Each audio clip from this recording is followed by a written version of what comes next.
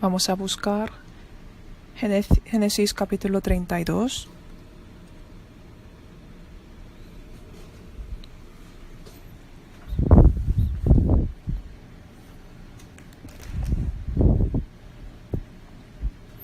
Versículo 27 y 28 vamos a leer juntos. Génesis capítulo 32, versículo 27 y 28 vamos a leer juntos. Y el varón le dijo: ¿Cuál es tu nombre? Y él respondió: Jacob. Y el varón le dijo: No se dirá más tu nombre Jacob, sino Israel, porque has luchado con Dios y con los hombres has vencido.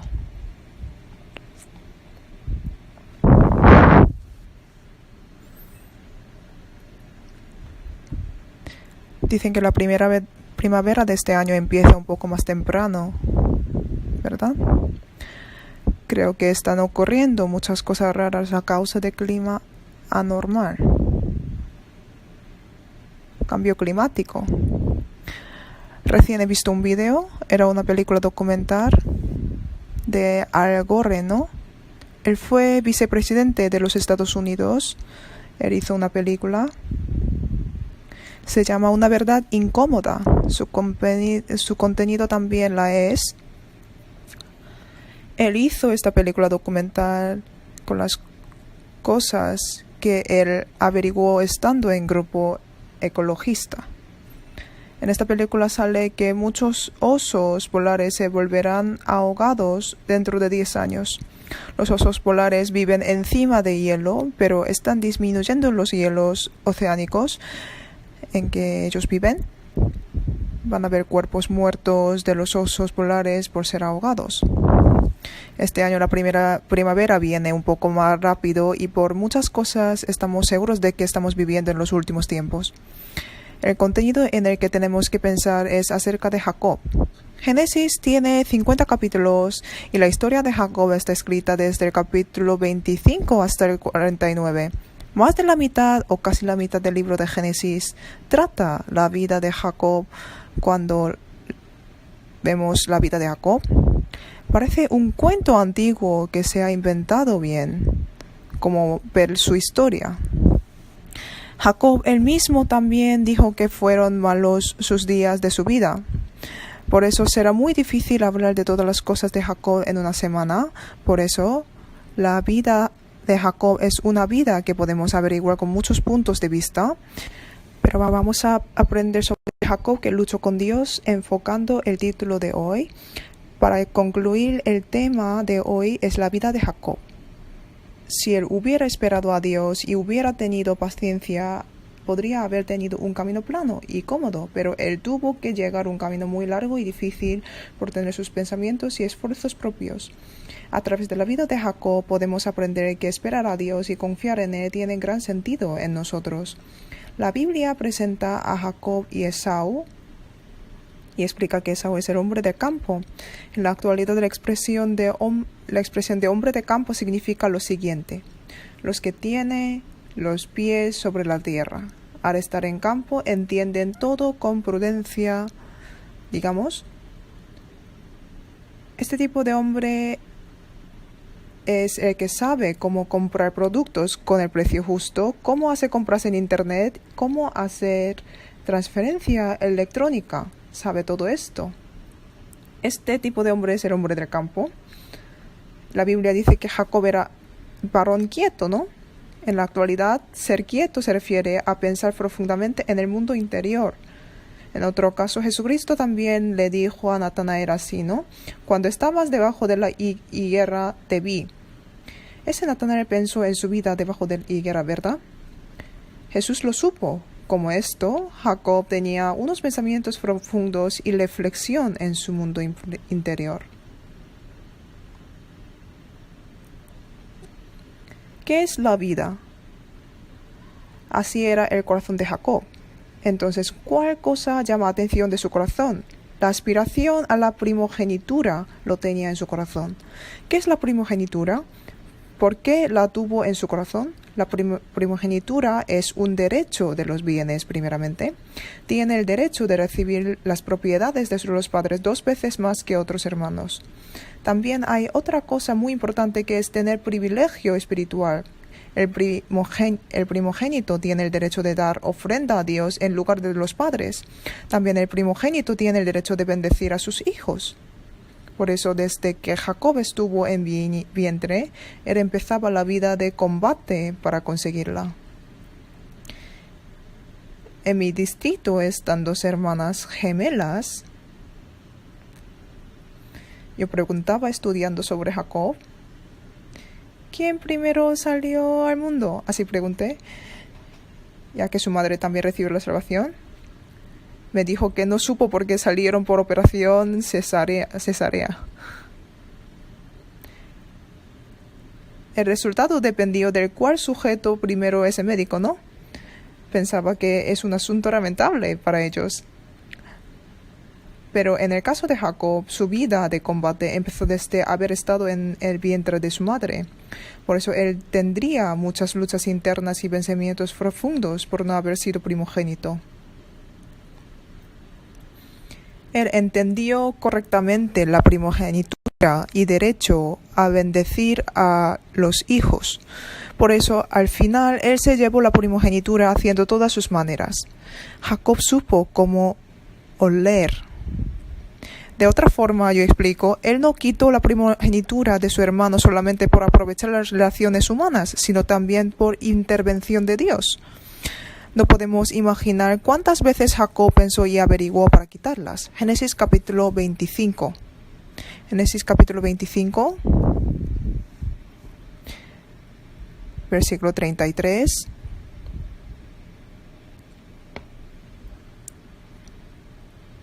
Y dijo Jacob, júramelo en este día. Y él le juró y vendió a Jacob su primogenitura. Ahí está escrito, júramelo. Esto significa que al robar la primogenitura de Esaú lo hizo Jacob a través de Dios. Por eso Esaú lo juró y se lo dio a Jacob. Ellos supieron bien cuál fue el juramento por sus padres. Al recibir educación en casa, ellos pudieron aprender de parte de sus padres el respeto correcto y bueno y el entendimiento sobre el derecho a bendecir y la relación entre Dios y ellos con juramento.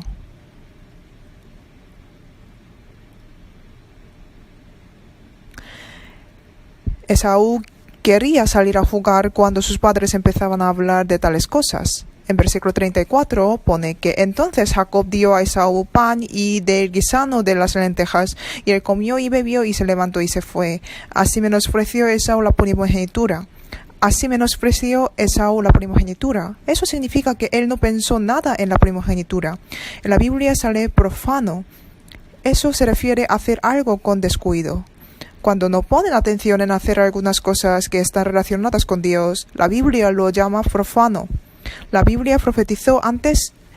Si Jacob hubiera esperado el cumplir la promesa de Dios, confiando en ella de cualquier manera, él podría haber obtenido la primogenitura según la palabra de Dios. Vamos a leer versículo 23. Y le respondió Jehová, 2 naciones hay en tu seno, y 2 pueblos serán divididos desde tus entrañas. Un pueblo será más fuerte que el otro pueblo, y el mayor servirá al menor. Dios ya había planeado su vida, ¿no? Dios ya lo planteó. Pero Jacob no pudo esperar el tiempo de Dios. Después de orar a Dios, si Él no nos responde cuando y cómo queramos, muchas veces pensamos que no es su respuesta. Pero Dios cumple nuestras peticiones en el tiempo de Dios con su manera. Por eso tenemos que esperarle. Pero Jacob no pudo hacerlo. Por eso él no aguantó hasta que Dios se lo diera, ¿verdad? Por eso él hizo un extraño caso de fraude para hacerse su voluntad, no esperando la providencia de Dios. En la Biblia hicieron un resumen de la vida de Jacob, que recibió ayuda de su madre. Vamos a abrir Proverbios capítulo 19. Vamos a ver Proverbios capítulo 19. Capítulo 19, versículo 2.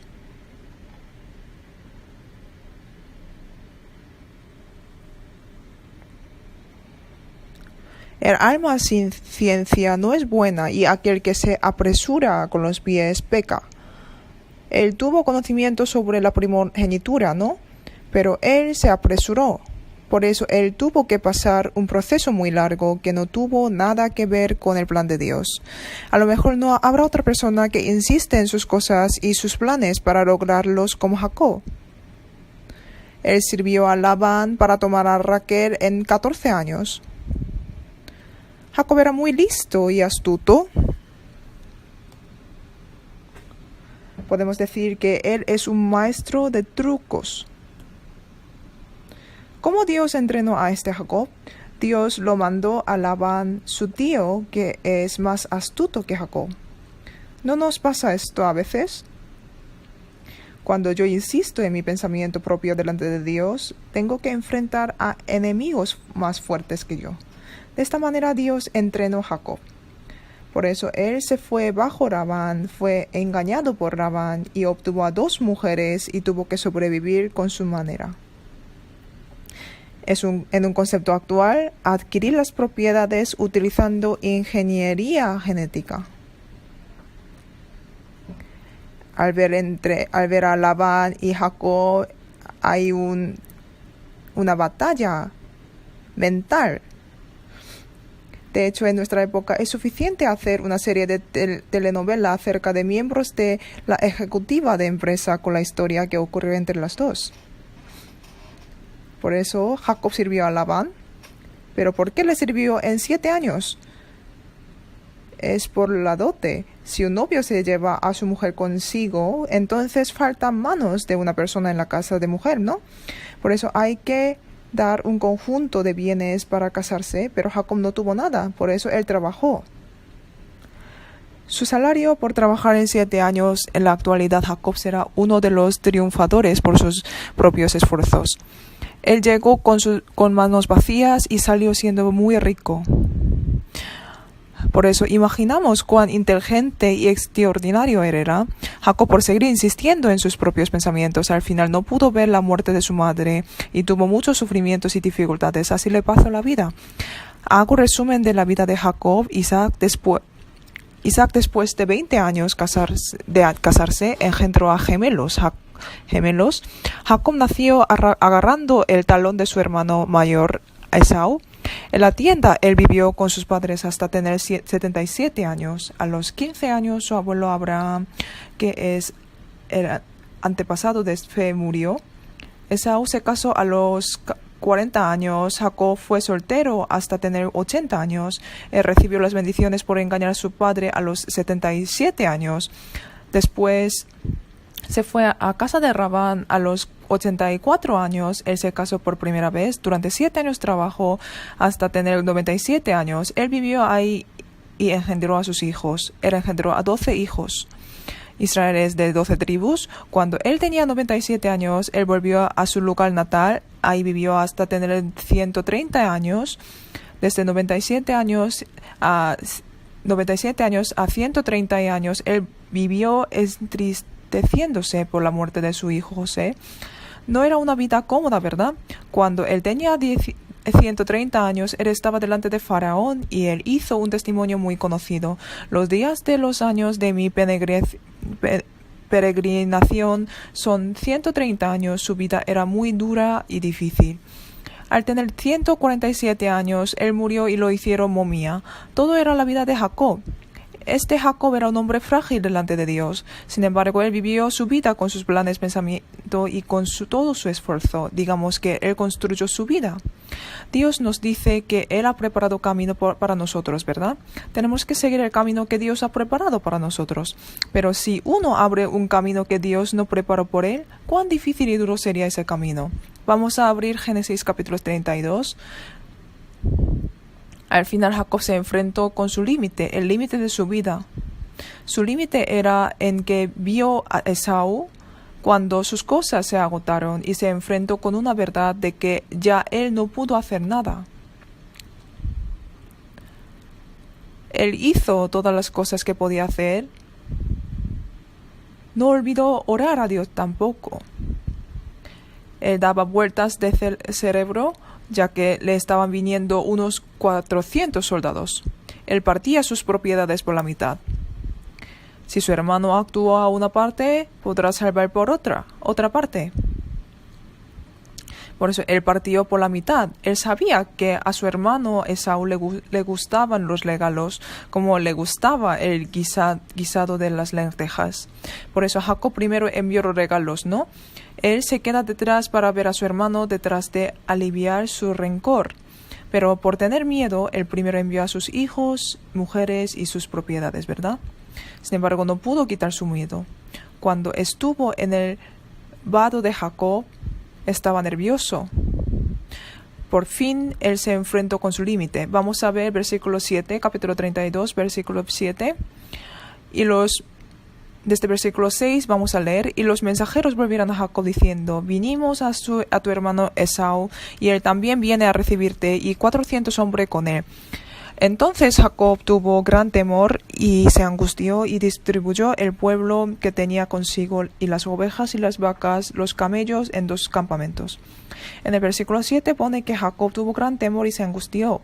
Pero ¿por qué él tuvo gran temor y se angustió? ¿Él no tenía dinero? ¿O él no tenía sus mujeres o sus hijos? No por estas cosas, ni por tener poca cabeza, pero él tuvo temor y se angustió. ¿Qué le hacía falta? ¿Le hacía falta Dios? Él no estaba con Dios, por eso él tuvo miedo y se angustió. Él preparó varias maneras e hizo varios planes, pero Jacob no tuvo Dios, por eso él tuvo temor y se angustió. Por eso Jacob oró a Dios y se encontró con él. El acontecimiento en el que se encontró a Dios, esto fue un momento decisivo de su vida. Dios también supo que en ese momento podría bendecir a Jacob. Por eso Dios apareció delante de él y por este motivo Jacob pudo confiar solo en Dios. Jacob fue el que antes confiaba solo en su fuerza y su inteligencia. Después de este acontecimiento, Dios le hizo confiar solo en el Todopoderoso. Dios lo ha hecho tanto a apóstol Pablo como a nosotros, ya que Dios también le hizo a apóstol Pablo confiar solo en Dios, ¿verdad? 2 Corintios capítulo 1.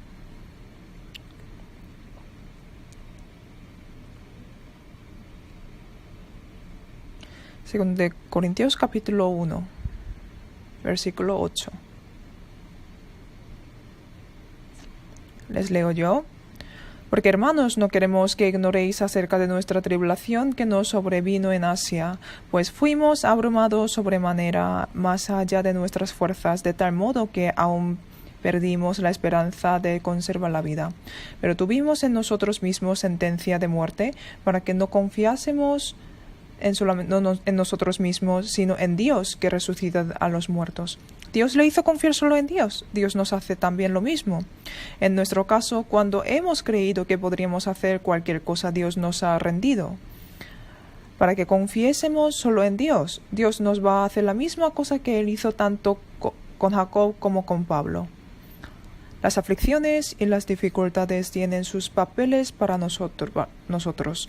Las aflicciones y las dificultades que tenemos nos hacen ver los límites, ¿verdad? Nuestros límites.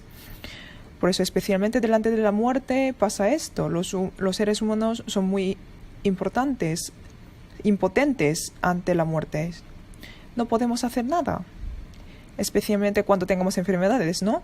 Una persona que estaba bien, un día tenía indigestión y se iba al hospital para diagnosticar, y médico le diagnosticaba enfermo terminal de cáncer gástrico. ¿Cuán impotentes somos los seres humanos?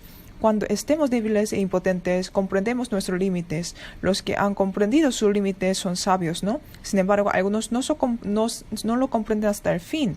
Dios siempre está dando mensajes silenciosos, pero si uno no puede entenderlos, Dios trabaja como Él hizo a Jacob.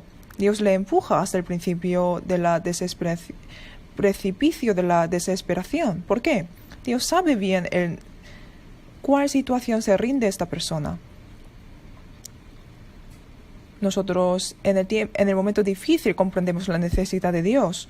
Cuando comprendemos que en nuestra vida nos hace falta solo Dios, lamentablemente cuando solo Dios está a su lado lo entienden. Esto nos da razón por la que tenemos que dar gracias en todo. Por eso tenemos que darle gracias a Dios en todo. Ya no vivimos de manera egoísta, sino llevamos la vida anteponiendo a Dios. Jacob ha entendido que si Dios no lo bendiga, no puede hacer nada. No hay otra manera, por eso él se empeñó en que Dios le bendijera. Es como nuestro aspecto, aunque hemos recibido la salvación, confiamos más en nuestros pensamientos, modos, experiencias que el poder de Dios. Podemos ver tal aspecto humano en esta historia. Creen que su fuerza es más eficaz que el poder de Dios. Los cristianos que no se rinden completamente a la voluntad de Dios, al final se les dislocará el tendón del muslo. Dios maneja a muchas personas de esta manera. Dios sigue guiando a muchas personas hasta ahora. Por eso si uno piensa que solo Él tiene su experiencia original y extraordinaria, Dios tiene toda la respuesta sobre tal experiencia, ¿sí o no? Por eso no debemos pensar que Dios no conocerá todas nuestras circunstancias. Si pensamos así, nos damos a la autocompasión. ¿Quién va a entender mis aflicciones? Por supuesto que los compañeros que están a su lado no podrán entenderlos.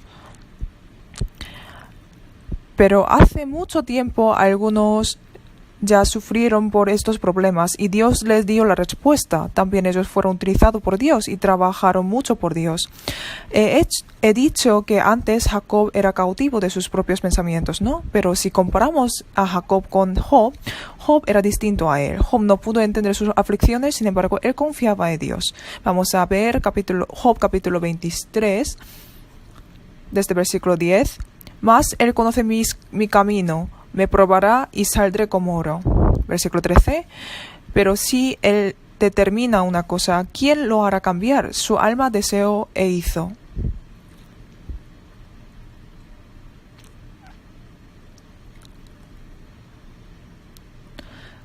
Dios tiene su voluntad hacia mí. Dios va a cumplir esta voluntad sin falta ninguna. Dios ha hecho muchísimas veces estas obras. Hay que recordar esto. Cuando pensamos que nuestras propias maneras son mejores que la palabra y la manera de Dios, Dios lucha contra nosotros. ¿Por qué? Dios mandó a su ángel para rendir los pensamientos de Jacob como la respuesta de su oración, ¿no? Vamos a imaginarlo. Los dos están luchando, se están sujetando uno a otro, se lucharon uno con otro. El aspecto de Jacob que luchó con empeño. ¿No han pensado que él es perseverante? Él era inteligente, también tenía perseverancia, ¿no? ¿Verdad? Parece que él tenía todas las condiciones para tener éxito en este mundo. Pero ¿qué hizo Dios? Luchando con él, tocó su tendón del muslo. Si hace así, si él se deja caer. Después de haberse dejado caer, él no gritó por el dolor. Aunque él se dejó caer, él agarró al ángel con empeño. Su esfuerzo es algo muy admirable. Es igual que fallar sus propias fuerzas, manera y voluntad. El tendón de muslo, que soportaba dos piernas, que le era la fuente de su fuerza, se ha caído, ¿no? Mientras él se caía, en un lado tenía desesperación y en otro lado tenía un pensamiento de no debe rendirse. Por eso él agarró fuertemente al ángel hasta el fin, ¿verdad? Aunque estaba cayendo, él agarró al ángel. Esto significa que se rompe nuestro pensamiento carnal. Se rompe la fuente de mi propia fuerza. Cuando estamos en ese momento, tenemos que agarrar más a Dios. Jacob hasta ese momento, él creyó que él podría hacer todo lo que quisiera, ¿verdad? Dios lo quebrantó sus pensamientos despiadadamente. Y a él mismo no puede hacer nada, ¿verdad? Ya su fuerza ha desaparecido. El árbol de moral crece en tierra, pero si uno lo saca y planta en mar, ¿crecerá? No crece. Pero Dios quitó a Jacob de su fuerza, de su fuente de la fuerza, ¿no? En Deuteronomio, Dios gobierna a los israelitas como educar un águila, ¿no? Lo que primero hace águila para su cría es romper nido. Para su cría será muy difícil entenderlo. Es el nido en el que vivía bien hasta ahora, pero mi madre lo ha quitado. Esa cría rodea por su nido, pero águila la empuja al precipicio, entonces la cría se cae abajo. Entonces el madre baja y con alas recibe su cría. Vuelve a poner encima del precipicio. Al volver a subir, otra vez empuja a su cría. Su cría se cae y vuelve a recogerla. Águilas lo hacen como Dios nos hace. Cuando salimos de nuestra fuente de la fuerza en la que confiamos, podemos ser plantados en la voluntad de Dios, que es amplio como el mar. Desde ese momento se muestra el poder de Dios. Dios nos está pidiendo esto. Su fuerza carnal se acabó. Ya, ¿qué puede hacer él si solo está cojeando? ¿Cómo puede huir de su hermano Esaú? Estará en desesperación y frustración totalmente.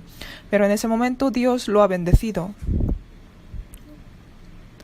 En toda su vida él cojeó. Cuando andaba cojeando, ¿qué pensaría él? Él se acuerda de lo que ha pasado en la orilla de Jacob. David también lo hizo. En Salmos capítulo 51 se recrearán los huesos que has abatido. Así está escrito, ¿verdad? David meditaba muy profundamente la vida de Jacob. Nosotros también tenemos los huesos de Dios los huesos que Dios ha abatido. Hoy, hasta estar en este lugar, Dios me ha hecho sufrir. Cuando recordamos estas cosas, también podemos recordar a Dios. Asimismo, nos acordamos de que Dios está bendeciendo. Por esto, cuando desapareció la fuente de su fuerza, Jacob ya entendió que aparte de Dios nadie puede ayudarlo. Dios le hizo una pregunta muy importante a Jacob. Vamos a volver a Génesis capítulo 32.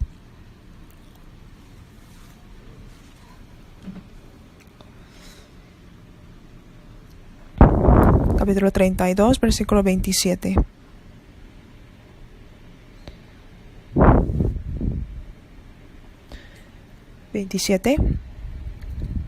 Y el varón le dijo, ¿cuál es tu nombre? Y él respondió, Jacob. Dios le preguntó su nombre. De hecho, Jacob tenía la desventaja sobre su nombre, ¿no? ¿Cuál es tu nombre? Soy suplantor. ¿Cómo suena este nombre, verdad? En mis propiedades hay algo para que otros usan, ¿no? Es el nombre, ¿no? Aunque es mi nombre, otros siempre lo usan. Esto es mi nombre. Todas las personas que se encuentran a Jacob le preguntan su nombre, ¿cómo sentiría él? Duda entre responder y no responder. ¿Cuál es tu nombre? Mi nombre es el maestro de trampas. Entonces él tenía desventaja sobre su nombre, ¿no? Cuando Dios se lo preguntó, para él era una pregunta que no quería escuchar. Era una pregunta, no quería responder. Pero vamos a ver. Él respondió, Jacob. No. Cuando Dios le preguntó, ¿cuál es tu nombre? Es igual que preguntar, ¿quién eres tú? Pero respondió, Jacob. Es como una confesión de sí mismo que se arrepiente. Yo hasta ahora vivía engañando a los demás. Es la confesión de sí mismo.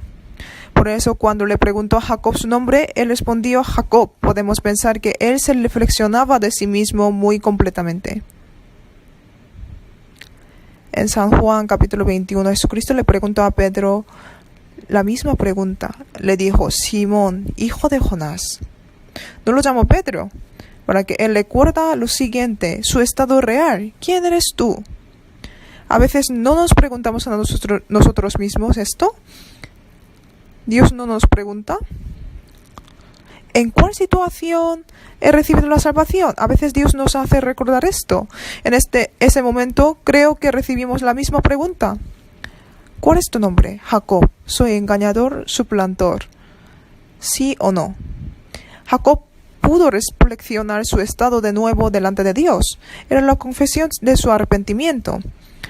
Esta pregunta era muy importante de la vida de Jacob, por eso en aquel momento Jacob recibió la bendición de Dios. En versículo 28, y el varón le dijo, no se dirá más tu nombre Jacob, sino Israel, porque has luchado con Dios y con los hombres y has vencido.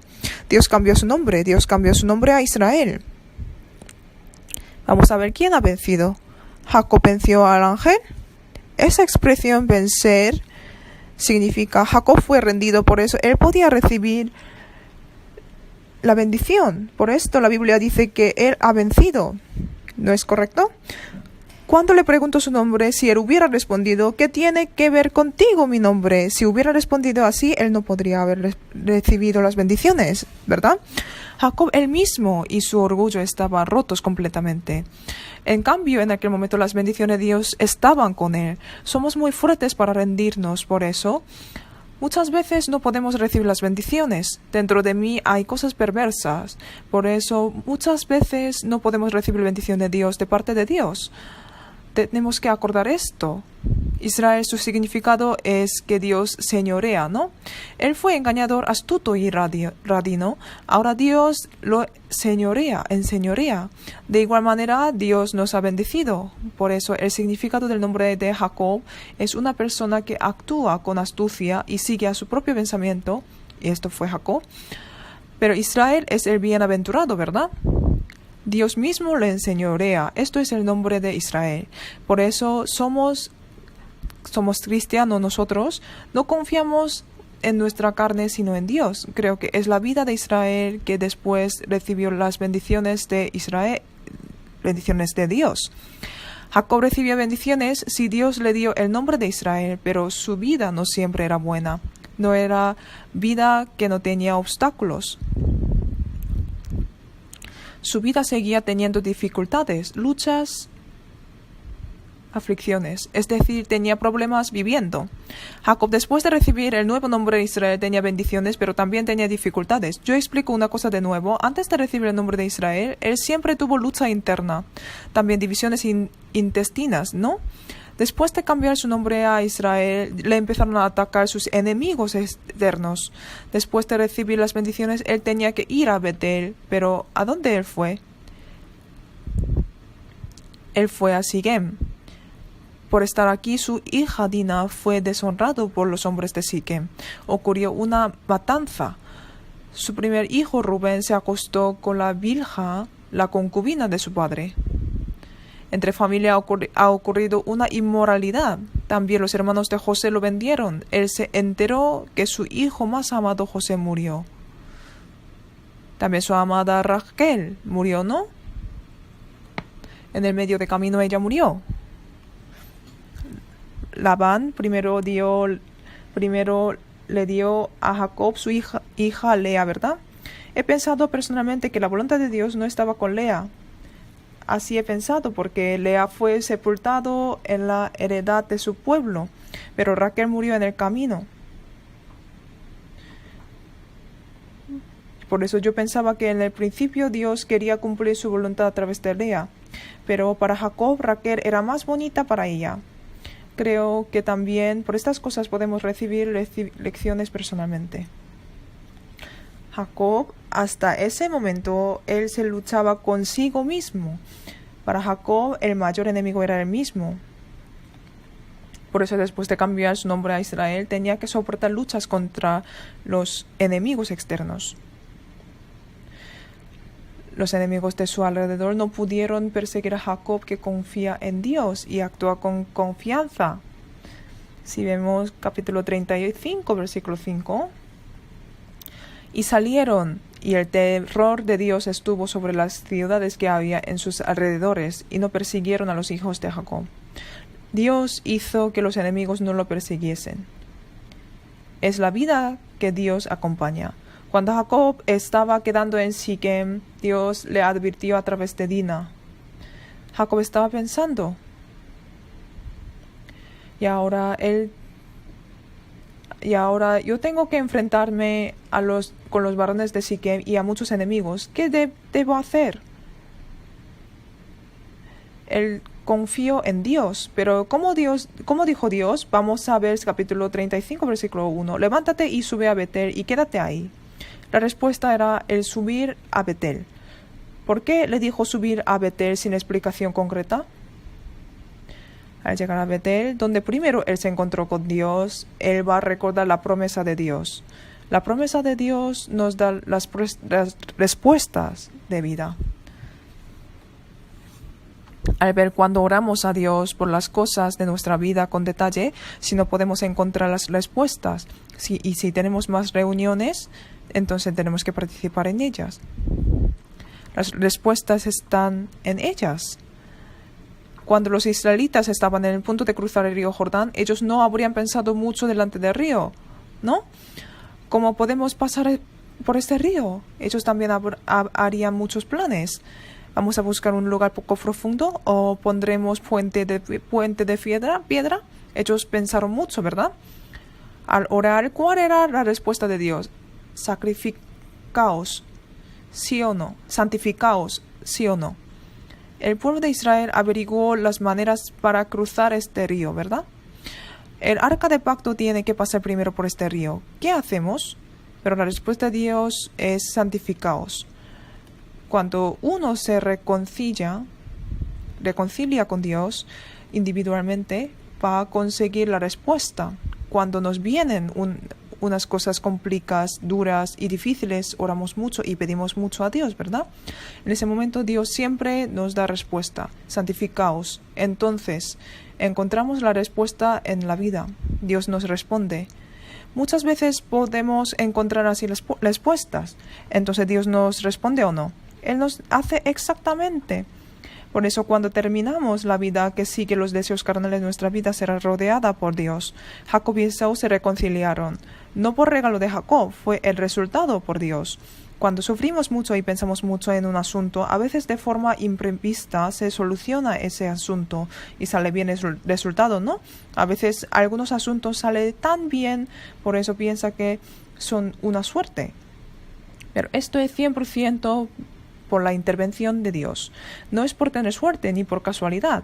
Jacob podría asombrarse del corazón de Esaú que Dios cambió. Antes de ver a Esaú, Jacob se reconcilió con Dios. Por eso consiguió la respuesta. Por eso esto nos da una importancia.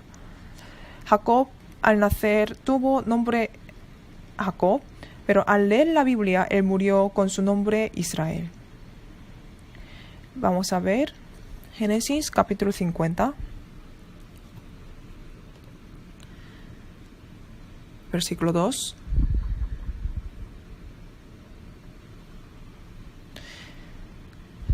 Y mandó José a sus siervos, los médicos, que embalsamasen a su padre, y los médicos embalsamaron a Israel. En ese versículo, como describe a Jacob, lo llama Israel. Esto era la vida que Dios ve. Cuando nació, él fue Jacob. Al morir, él era Israel. Hay que pasar así los procesos de vida. Nosotros también fuimos hijos de Adán cuando nacimos en este mundo. Al morir, morimos como hijos de Dios. Jacob también tuvo un proceso de ser Israel, ¿no? Era un proceso muy duro. Al ver cuanto más rápido renunciamos a nuestros pensamientos propios, reducirá más los caminos duros de la vida. Hay una transformación, ciertamente, que los pecadores se convierten en los hijos de Dios. No deben pensar que es un proceso incómodo y difícil. Dios aguantó el dolor y la deshonra durante 6 horas para que nosotros que nacimos siendo pecadores lo glorifiquemos a Él, convirtiéndonos en sus hijos. ¿Cuánto dolor y dificultad habría tenido? Para que salgamos delante de Dios como hijos de Dios, tenemos que aguantar unas incomodidades pequeñas y molestias pequeñas. ¿Por qué? Para esto Jesucristo aguantó dolor y sufrimiento en la cruz durante 6 horas. No debemos dudar en soportar las dificultades que suceden para que vivamos como hijos de Dios. Es la vida de los cristianos.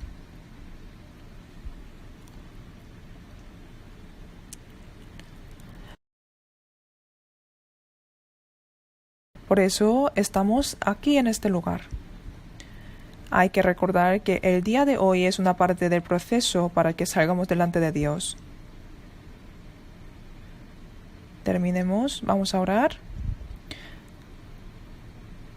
Señor, te damos las gracias. Ayúdanos para que tú nos guíes y nos vaciemos. Ayúdanos a reflexionar sobre nuestra vida por medio de las lecciones que nos da a través de la vida de Jacob. Y encárgate, por favor, nuestras debilidades y dificultades. Encomendamos al Señor Todopoderoso nuestra vida. Hemos orado en el nombre de Jesucristo.